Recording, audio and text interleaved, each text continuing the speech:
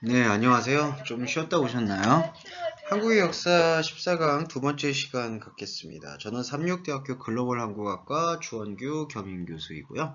여러분과 함께 한 학기 동안 온라인 수업으로 진행하게 돼서 매우 좀 안타깝기도 하고 감사하기도 합니다. 사실 얼굴 뵙지 못하고 이렇게 강의로, 그러니까 온라인 강의로만 모든 강의가 마무리가 됐는데, 그럼에도 불구하고 나름의 집중력을 발휘해 주셔서 함께 해주신 부분에 대해서 정말 감사하는 마음 갖고 있어요.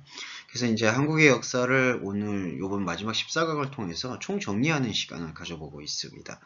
여러분이 이제 머릿속으로 그림을 그려가면서 한국의 역사의 흐름은 이렇게 전개되어 왔구나라는 부분을 조금은 한번 머릿속과 마음에서 이렇게 정리를 해보시면 좋을 것 같아요. 그러면은 체계적으로 뭔가 뿌리를 내리는 부분들이 분명히 생길 거라고 생각을 합니다. 그리고 또 거듭 부연 설명을 드릴 수 있는 부분이 그 다른 나라의 역사를 왜 공부하는 걸까라고 생각을 하실 수 있는데, 일단은 첫 번째로 여러분들이 지금 이 학교 공부를 선택하실 때 삼육대학교 글로벌 한국학과라는 곳을 선택을 하신 거잖아요. 글로벌 한국학과라는 게 이 한국의 어떤 역사적 맥락과 뿌리 이런 부분들을 조금 강조하는 그런 흐름으로 갖고 있잖아요. 그래서 한국에 대해서 조금 역사적 흐름을 같이 공부하자라는 취지가 첫 번째 목적이고, 두 번째 목적은 다른 나라의 역사를 공부한다라는 것은 사실은 발전적인 협력 그리고 경쟁적 시너지를 일으킬 수 있는 장점이 있습니다. 그러한 장점을 극대화할 수 있는 측면이 우리 안에 있는 내재되어 있는 어떤 힘이라고 좀 저는 표현할 수가 있겠는데요. 그 내재되어 있는 힘의 발견은 다른 국가의 역사를 통해서도 어떤 역사가 바람직한 역사냐라는 어떤 그런 판단 기준을 가져가는 게 아니라 역사를 통해서 우리는 무엇을 배울 수 있을까? 그리고 앞으로는 어떤 역사를 전개하면서 그 역사의 주역이 될 수 있을 것인가라는 것을 한번 생각해 보는 그런 계기가 필요하다라는 거죠. 예, 그런 맥락에서 저는 다른 국가의 역사를 배우는 것이 유의미하다고 생각을 합니다. 자, 그런 서두의 소개를 말씀을 드리면서, 자, 이제 한국의 역사 14강 두 번째 시간 함께 나아가 볼게요. 자, 여러분, 크게 역사적 시기를 나눠보면은 고대, 그리고 중세, 그리고 근세, 근대, 현대 이렇게 나눠진다라고 저는 생각을 하는데, 한국의 역사에서의 중세 시대는 어디까지를 얘기한다라고 봤을까라고 본다면 고려 시대까지겠죠. 한국의 국호가 지금 세계적으로 영문 대표로 코리아가 쓰이고 있잖아요. 여러분도 코리아라는 단어가 더 익숙하죠. 이 국가를 설명할 때 한국이라는 국가를 한국이라는 표현보다는 코리아라는 표현이 조금 더 익숙할 거라고 생각을 합니다, 여러분. 그런데 그 코리아라는 국호를 갖고 있었던 고려 시대가 삼국을 통일했던 신라가 다시 분열됐던 후삼국 시대 때 그 혼란스러운 틈을 다시 뭔가 재정비하는 그러한 기여를 했다라고 저는 생각이 들어요. 그러니까 신라라는 국가가 만약에 그냥 조금 역사적으로 무너지게 되고 그 자리를 어떻게 보면은 이제 외국 세력이라고 할 수가 있겠죠. 다른 어떤 거란족이나 몽골이나 다른 국가들의 흡수로 인해서 이게 이제 다인종 국가, 다민족 국가로 개발이 된다 그랬으면 한국이 갖고 있는 어떤 그 유니티함이 사라졌을 것 같아요. 이른바 이제 통일성에 대한 그 특징이라고 할 수가 있는데, 이게 이제 저희가 마지막으로 갈무리를 하면서 제가 말씀드릴 부분인데, 한국이라는 그 역사가 갖고 있는 특징 중에 하나가 유니티함입니다. 그 통일성에 있거든요. 그 통일성이 단일민족 국가라는 것과 연결이 됨으로써 약간 그 행동이나 아니면 사상이나 의식에 있어서 그 민족적 자부심, 그러니까 이게 피리오리 프라이드라고 표현을 하는데, 그 민족적 자부심이 상당히 높다고 할 수 있어요. 그 민족적 자부심의 기치를 통해서 그 현대사회에서는 글로벌리즘을 선도할 수 있는 역할 중에 하나가 그 로컬리즘을 자기 아집과 자기 고집으로 지속하는 게 아니라 소통하는 로컬리즘이 이제 각광을 받는다고 할 수가 있죠.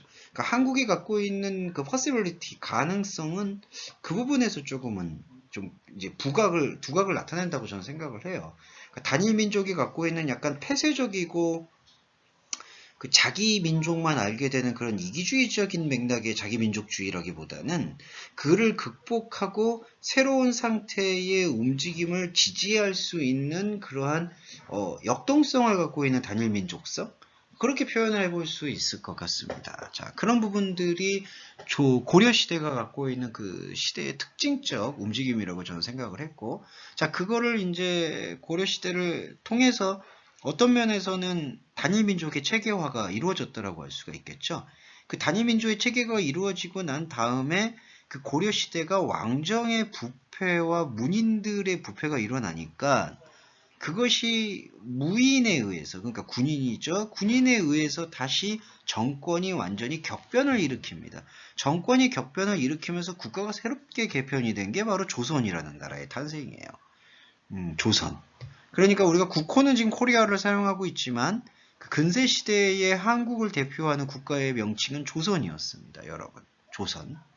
조선이라는 나라가 고려 시대의 왕족들의 부패가 문인들, 그러니까 이 문인들이라는 게 이제 머리 쓰는 사람들이에요. 철학을 배우고 공부를 하고 그런 것들을 전개시키는 사람들이었는데, 그런 문인들 중심으로 이루어지는 역사적 전개가 더 이상 지속되어서는 안 된다라는 그 반발 심리와 그 생각, 그 카운터 그 생각으로 인해서 문인들의 시스템은 붕괴가 되고 무인들의 시스템이 새롭게 그 자리를 리플레이스먼트, 대치하게 되는 것인데, 그게 사실은 근세 사회의 시작점이라고 할 수가 있겠죠.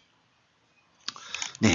그래서 조선이 등장을 한 거예요. 그런데 조선시대가 그렇게 등장을 했는데 그 사회 역시도 역사가 오래가면 오래갈수록 조선시대가 거의 500년 정도 지속이 됐습니다. 그런데 그러한 역사가 진행되면 진행될수록 사실은 붕당 정치의 변질이 일어난다. 이게 뭐냐 하면은 이제 붕당 정치가 서로 견제하는 정당들이 있는 정치인데, 그게 정치가 뜻이 뭐냐? 국민들을 이롭게 하려고 국민들에 대한 어떤 컨트롤 타워가 돼서 효과적이고 효율적으로 그거를 다스리는 데 있는 거잖아요. 근데 그게 다스려지는 부분들이 있지 않고 그냥 자기들의 기득권을 고집을 하는데 계속해서 할애가 되다 보니까 그런 정치의 원래 뜻은, 그러니까 국민을 이롭게 하기 위한 원래 뜻은 무너져 내리고 자신들의 파벌과 자신들의 라인의 정치에만 집중을 하게 되는 경우, 그렇게 되는 게 국가의 어떤 그 흥망에 관련되어 있는 현상인 것 같아요. 그러니까 붕당 정치가 변질이 된 거죠.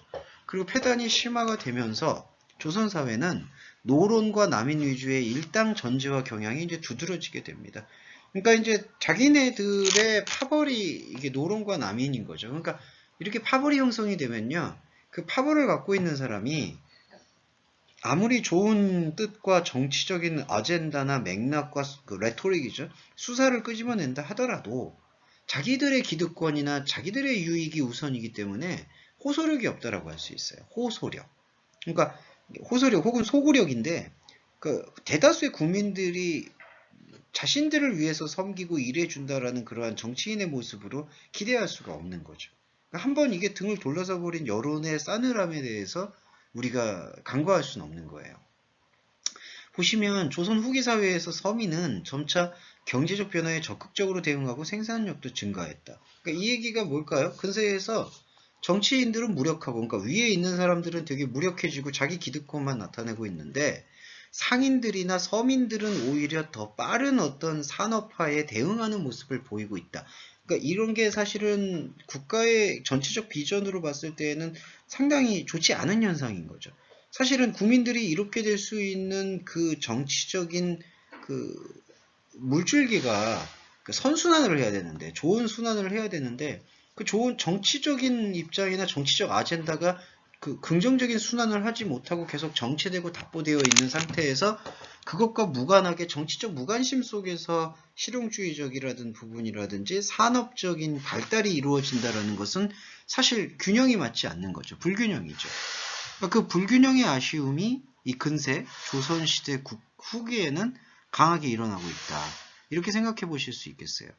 그리고 이제 그 상황 속에서 조선이라는 국가가 후기죠. 조선 후기죠. 영조와 정조 시대에 다시 좀 중흥을 해요. 이게 그러니까 탁월한 왕들, 좀 무능력한 왕이 아니라 좀 뛰어난 왕들이 있다라면 그 시대는 조금 부활하는 시기이긴 한 것 같아요. 영조와 정조가 조선시대 왕들 중에 제일 좀 영민하고 되게 머리가 잘 돌아갔다 이렇게 평가를 받습니다. 그래서 영조와 정조 시대에 조선이 다시 한번 어떤 중흥기를 맞이해요. 그때 바로 실용주의적 학문이다 그래서 실학이 융성했고, 그리고 이제 서양 종교라고 알려져 있었죠. 천주교. 천주교가 일부 남인들에 의해서 학문의 일부로 전문이 돼요. 그러니까 천주교라는 종교가 어떤 하늘을 모시고 하는 어떤 종교적 맥락만이 아니라 좀 크게 확산을 해보면은 종교적 맥락을 뛰어넘어서 학문적 맥락으로까지 요게 좀 발달이 됐다. 이렇게 조금 평가를 해볼 수가 있겠죠. 네, 그런 맥락들을 조금 생각해 보시면 좋을 것 같습니다. 그렇게 천주교가 학문의 일부로 정리되고 성리학만이 아니라 양명학이 정리가 돼요. 양명학. 그러니까 이름을 제대로 짓는 어떤 그런 학문, 뭐 그리고 이제 새로운 어떤 촉진되는 그런 학문적 어젠다 맥락인데 그 양명학이 정리가 되고, 그리고 여러 가지 학문들이 다양하게 개발이 돼요. 천문학과 의학, 농업과 상업 분야에서의 기술적 성과가 산업 발전을 촉진했다. 그러니까 그 명분과 철학을 앞세우고 있는 정치인들의 학문은 정치하고 답보하고 있는데, 반대로 서민들이 생각했던 실용주의적 학문들은 계속해서 산업 발전을 촉진하면서 기술적인 성과를 이루고 있다. 그게 조선시대 후기의 상황인 것 같아요. 고려시대를 넘어가서 조선시대 후기. 그리고 근세시대로 돌아왔을 때 조선 후기 사회에는 양반이라고 일컬어지는, 그러니까 이렇게 신분제도가 되게 견고했거든요. 그러니까 다스리는 계층을 양반이라고 불렀고, 주로 일하고 다스림을 받는 계층, 그러니까 이게 이제 노예 계층이라고 할 수가 있겠죠. 그거를 이제 서민과 상민 그렇게 표현을 했었어요. 농민도 그 중에 하나죠. 그러니까 양반과 농민, 서민의 계층 차이가 워낙 뚜렷하게 지금 자리를 잡은 거예요. 그게 조선시대 후기의 상황인데, 그러다 보니까 사실은 불만도 많아지는 거죠. 왜냐하면 다스리는 자가 다스림을 받는 자에게 뭔가 다스릴 수 있다라는 그 명분이 있어야 되는데, 자신들이 더 다스림을 받는 서민들보다 더 탐욕스럽고 더 상식적이지 못하고 어떤 본받고 존경할 만한 것이 없던데 그것이 어떻게 체제가 유지가 되겠어요? 그 신분제가 어떻게 유지가 되겠어요? 그러니까 하늘에서 났으니까, 양반은 하늘에서 났으니까 계속 양반이다, 이렇게 고집하는 것도 한두 번이지 그게 계속해서 명분과 정당성을 가질 수는 없다고 봅니다. 그래서 양반층이 이렇게 무너지는 어떤 신분제의 동요가 이루어지는 건데, 이제 그때 어떤 일들이 벌어지냐면요, 양반이라는 그 신분을 돈으로 사는 일들이 벌어지는 거예요. 그러니까 서민들이 돈은 많은데 신분은 양반이 아니야. 그래서 양반들도 돈을 주고 살 수 있다라는 그런, 이게 이제 매관 매직인데 그런 일들이 벌어지는 거예요. 조선 후기 사회에. 그러다 보니까 불공평하잖아요. 그러니까 그 안에서 또 살고 있는 농민들이 또 반발을 일으키는지 신분제가 크게 동요하는 일이 벌어집니다. 그리고 세도정처 시기에는 삼정문란으로 인해서 밀란이 일어나요. 밀란이 뭐냐, 이게 서민들, 그러니까 이게 상민들이 양반이 아닌 사람들, 그 사람들이 너무 불만이 쌓이는 거예요. 그러니까 갈수록 사실 세금은 많이 걷죠. 살기는 어려워지죠. 작년보다 올해가 더 살기 어려워지고 그 올해보다 다음 해가 또 살기가 어려워지고, 그러니까 계속해서 생활고는 시달리게 되고 어려움은 있고, 자, 그런 맥락 속에서 어떻게 벗어날 수가 있을까 고민을 하는 그러한 움직임이 있던 것이죠. 그러니까 그런 밀란이 일어나요. 그런 중에 이게 대표적인 게 홍경래에 난 임술농민봉기, 자, 이런 것들이 계속해서 일어나게 되는 겁니다. 자, 이런 것들이 문제적 원인을 분석을 해보면 조선이 철저하게 신분제 사회인 거예요. 양반과 상놈이라고 합니다. 그거를 양반과 상놈의, 그러니까 양반과 그 계급 구분이 명확하던 사회인데, 근데 계급 구분이 명확하려면 거기에 대한 철저한 정당성과 그 실천이 뒤따라야 되는 거예요. 그러니까 윗사람이다라고 해서 존경받을 만한 행동을 하지 않고 뭔가를 밑에 사람으로 하여금 불만을 만들어내는 그러한 위치에 섰다라고 그러면은 그 신분제 사회는 몰락할 수밖에 없는 겁니다. 조선 후기 사회가 바로 그랬고요. 그러니까 조선의 신분제 사회가 갖고 있던 문제점, 그리고 지방관리들이 정치를 하는데 정치를 너무 형편없게 하고 자기 위주로 하는 거예요. 정치 행위라는 건요, political activity라는 것은 결국 이기적인 게 아니라 이타적이어야 하는 거거든요. 본질적으로. 그러니까 본질적으로 정치라는 것은 나의 유익을 위해서 하는 게 아니라 우리 공동의 이익을 위해서 움직여줄 수 있는 솔루션을 개발하고 조율하고 촉진하는 게 정치적 행위죠. 근데 이때 지방관리들은 사실 자신들이 챙기고 자기 가족이 자기 가문이 챙기고자 하는 어떤 그러한 이익에만 눈이 멀었기 때문에 그거는 지금 오늘날 우리 사회의 그 캐피탈리즘이라고 말할 수 있는 자본주의에 완전히 함몰되어 있는 사람들의 모습과 하나 다를 바가 없는 거예요. 그러니까 경제적 논리에 완전히 휘말리는 거예요. 정치인이. 그러니까 정치인이 경제적 논리에 휘말리니까 정신 못 차리는 거죠. 그러니까 조선 후기 사회는 신분 사회가 동요하는 것이고 지방 관리들의 정치가 형편없이 땅에 떨어지니까 그 일의 피해는 고스란히 서민들이 받는 거죠. 그러니까 서민들이 받게 되는 것들이 서민들이 그렇게 고통받는데 가만히 있습니까? 가만 안 있어요. 민중은 동요를 하게 돼 있는 겁니다. 힘들면. 그게 밀란이에요, 밀란. 여러분, 그러니까 백성들이 그러니까 이렇게 백성들이 들고 일어나는 거, 윗사람에 대해서. 자, 그런 밀란이 일어날 수 있는 현상이 조선시대 후기에는 움직임이었죠. 그리고 이제 문화적으로도 새로운 흐름이 나타나는데 이 문화적 흐름이 사실은 한국 문화에서 중요한 위치를 점유합니다. 판소리, 탈춤, 한글 소설, 서민음악, 생활 도예가 공예의 중심. 도예라는 게 여러분 그러니까 그릇이에요.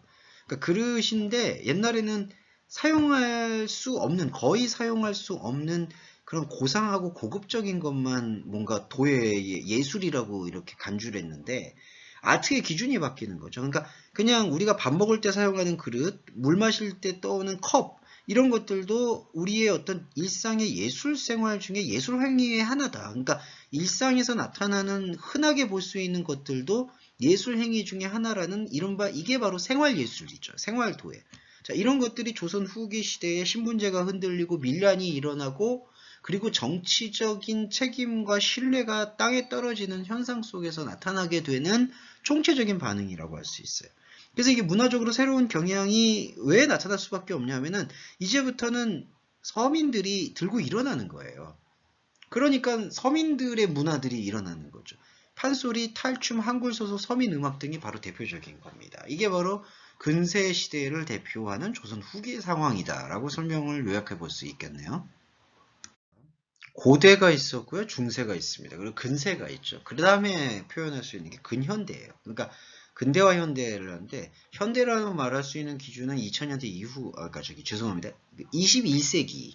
그러니까 1900년대 이후를 더 정확히 얘기하면 1950년대 이후를 근현대라고 얘기할 수가 있겠고 그 전의 상황을 근현대라고 좀 표현하는 게 적합할 것 같아요. 근현대 시대. 자, 이제 근현대 시대 설명을 좀 드려볼게요. 19세기 들어서 조선에는 그 외세의 접근이 빈번하게 일어납니다. 외세라는 게 뭐냐면 다른 국가, 외국에 있는 국가들이.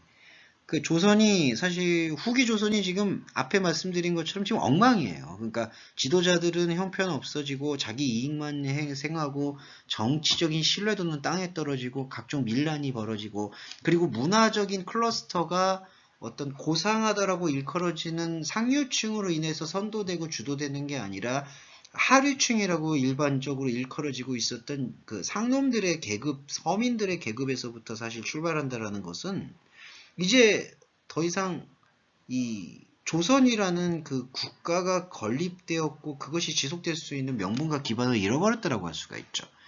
그런데 거기다가 이제 불을 붙는 게 뭐냐 하면은 이제 왕의 아버지가 대원군입니다. 이걸 이제 직함을 대원군이라고 하는데 고종의 아버지라고 할 수 있겠죠. 흥선대원군이 철저한 봉쇄 정책으로 일시적으로 이제 외국 세력의 접근을 막았어요. 근데 이게 막은 게 잘못된 거라고도 얘기할 수가 있습니다. 왜냐하면 통제와 교류가 조화를 이루어야 되거든요. 그러니까 외국이라는 것과 외국의 어떤 문명과 그리고 외교적 관계를 아예 손 놓고 그냥 우리는 우리 식대로 잘 살아보겠어 이렇게 할 수가 없잖아요. 지금 현대사회도 훨씬 더 그렇지만 이 근현대 사회에서도 국가가 고립되어서는 제대로 잘 살 수 있는 국가가 한 국가도 없거든요. 그러니까 연결이 다 돼 있는 거예요. 지구촌이라는 것은. 근데 흥선대원군이라는 이 인물은 이 봉쇄 정책을 너무 철저하게 써서 접근을 막았지만 어떤 문화적이거나 전략적인 눈을 뜨기에는 되게 퇴보하는 결과를 난 거죠. 그래서 1870년대에서 이제 일본이라는 나라가 이제 그때 당시에 메이지 유신을 받아들이고 서양 문물을 적극적으로 받아들였던 일본이라는 국가가 이제 대동아 전쟁을 준비를 하면서 조선을 무력으로 압력을 행사하던 그런 영향력이 계속해서 행사되었고, 그리고 이제 그때 당시에 중국의 나라가 청나라인데 청나라에서도 이미 충돌을 하는 거예요. 그러니까 계속해서 충돌하게 되는, 그러니까 외세 열광, 동북아시아는 이제 일본, 청나라로 지금 대표되고 있는 국가들 사이에서 우리 국가만 지키겠다라고 지금 철저하게 봉쇄 정책을 썼던 것이 사실은 그 패착이었다. 그거를 입증하고 있는 부분인 거죠. 그러니까 근현대로 넘어오면서부터는 시대적 흐름을 잘 읽었어야 되는 거예요. 시대적 흐름을 읽지 못할 때 나타나는 현상은 비극입니다. 1894년, 그러니까 바로 근현대를 지금 다루고 있는데 1900년대 되기 직전이죠. 일본이 청나라하고 이제 전쟁을 벌였죠. 청나라가 그때 당시에 중국의 전신인데 청일 전쟁을 일으켜 이제 승리함으로써 조선과 요동반도에 대한 영향력을 강화했어요. 그랬다가 이제 잠깐 물러났고, 근데 그 시기에 어떤 일이 벌어졌냐 하면은 일본에 대해서 아주 반대적인 입장을 취하고 있었던 조선의 왕비라고 할 수 있죠. 왕의 부인이에요. 왕의 부인이 일본의 자객한테 암살을 당해요.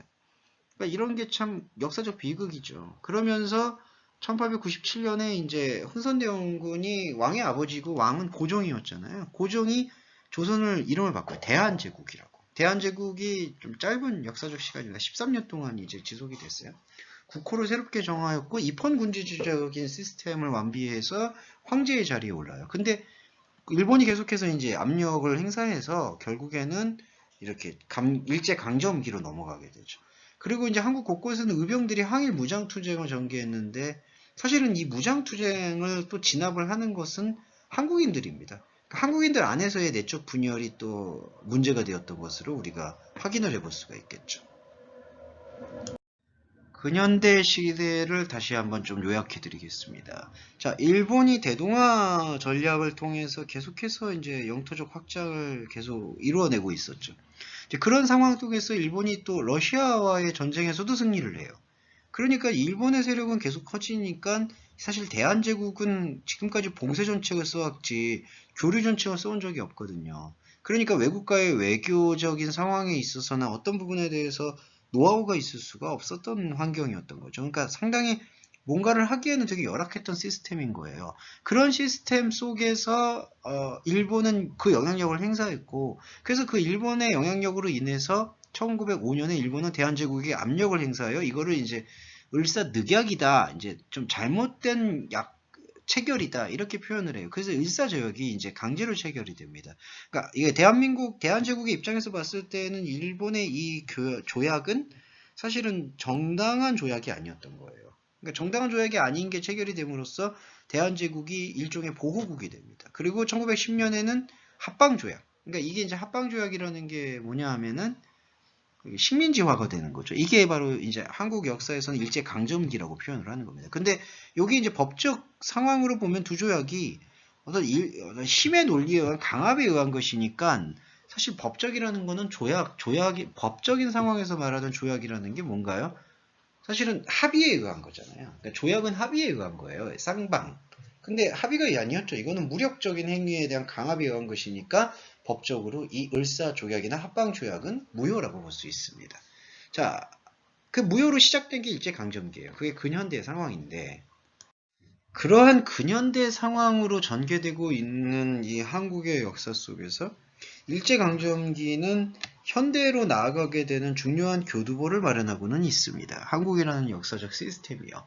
그런 역사적 시스템이 우리가 가지고 있는 교훈과 잘 매칭이 되면서 우리가 앞으로 이 현대적인 역사의식을 가질 때 어떤 역사의식을 가져야 되느냐라는 걸 좀 설명을 해드리고 싶고요. 아울러 우리가 역사를 공부하는 데 있어서는 그 인접 국가들이나 아니면 이 아시아권에 있는 국가들이 크고 작은 다툼과 전쟁을 벌여왔던 것을 우리가 이렇게 외면해서는 안 됩니다.